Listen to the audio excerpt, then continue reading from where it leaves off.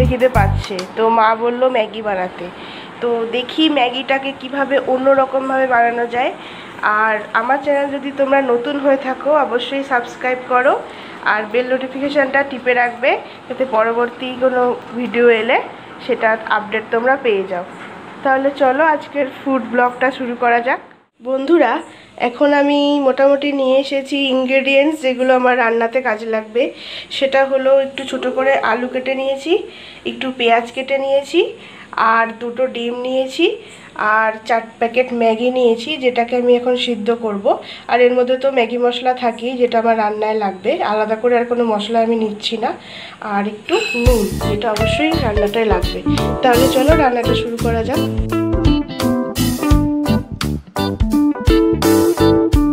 বেচারার এমন খিদে পেয়েছে, এই তো শুয়েই পড়লো। কি রে কিট্টি, কিট্টি ওই, আরে এত লাফালাফি কোথায় গেল তোর? ওই কিট্টি, দেখেছো? সারাই ইতিমধ্যে আমার বাবা মানে কিট্টির দাদু চলে এসছে। ব্যাস, কিট্টি ওর মুডে চলে এসেছে, এবার লাফালাফি করছে। ভীষণই এক্সাইটেড থাকে। ও কি আনন্দ, দাদু এসছে।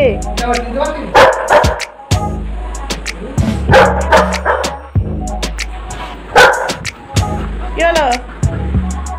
দেখো ধোয়া বেরোচ্ছে। আমি এই ম্যাগিটাকে সবেমাত্র সেদ্ধ করলাম। সেদ্ধ করে এখন এটাকে আমি একটু তেল দিয়ে মাখিয়ে নেব, তাহলে কি বেশ সুন্দর হবে ব্যাপারটা।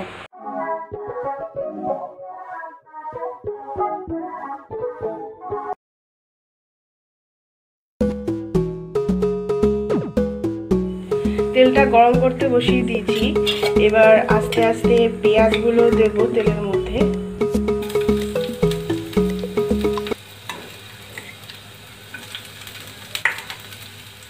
এই রান্নাটায় নুনটা বেশি ইউজ করবো না, কারণ ম্যাগি মশলাতেই নুন থাকে, তাই নুনটা না ইউজ করাই ভালো। মোটামুটি অল্প নুন দেবো স্বাদ মতো, সেটাই ভালো হবে। আচ্ছা, এরপর পেঁয়াজটা মোটামুটি ভাজা ভাজা হয়ে এসেছে। এবার আমি এর মধ্যে আলু কেটে রেখেছি সেটা ঢেলে দিচ্ছি। এটা একটু ভেজে, আলু আর পেঁয়াজটা মোটামুটি ভালো করে ভাজা ভাজা হয়ে গেছে। এবার আমি ডিমটা দিয়ে দেবো।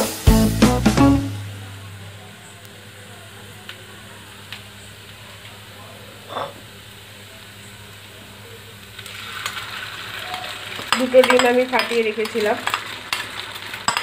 যদি ডিমের মধ্যে একটু নুন দিতে চান তাহলে একদম স্লাইট সামান্য নুন দেবেন, বেশি নুন দিলে কিন্তু নুনটা হয়ে যাবে, কারণ ম্যাগি মশলাতে নুন থাকে।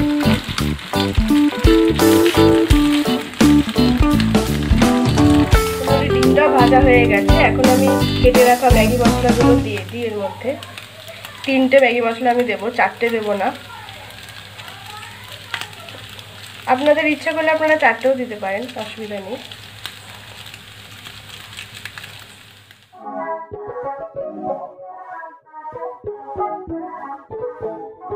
এইবার ওই সিদ্ধ করা ম্যাগিটা আমি এর মধ্যে দিয়ে দিচ্ছি, দিয়ে পুরোটাকে ভালো করে মিক্স করতে হবে। মোটামুটি আমি মিক্স করলাম। এবার এই সময়টা আপনারা কি করবেন, মানে আমি যেটা করবো সেটা হচ্ছে নুনটা খেয়ে চেক করে নেবো। যদি নুন প্রয়োজন হয় তাহলে এই সময়টাই দিয়ে দিলে ভালো হবে।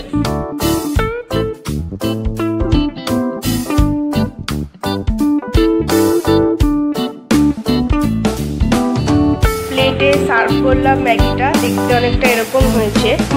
এবার একটু খেয়ে দেখি কেমন হয়েছে। রান্না আমি খুব একটা পারদর্শী নই, খুব কমই রান্নাঘরে আমার ঢোকা হয়, যে জানি না কেমন হয়েছে, একটু খেয়ে দেখি। নট ব্যাড, খাওয়া যাচ্ছে। যাই হোক, এটা বানিয়েছি যখন খেতে তো হবেই, মা বাবাও খাবে। ঠিক আছে, তাহলে এখানে আমি ভিডিওটা এন্ড করছি। ভিডিওটা ভালো লেগে থাকে অবশ্যই একটা লাইক করে দিও। পরবর্তী যদি কোনো রেসিপি তোমরা দেখতে চাও তাহলে কমেন্টে জানিও, আমি করার চেষ্টা করব, ট্রাই করার চেষ্টা করব। আর আমার চ্যানেলটিকে অবশ্যই সাবস্ক্রাইব করে দিও।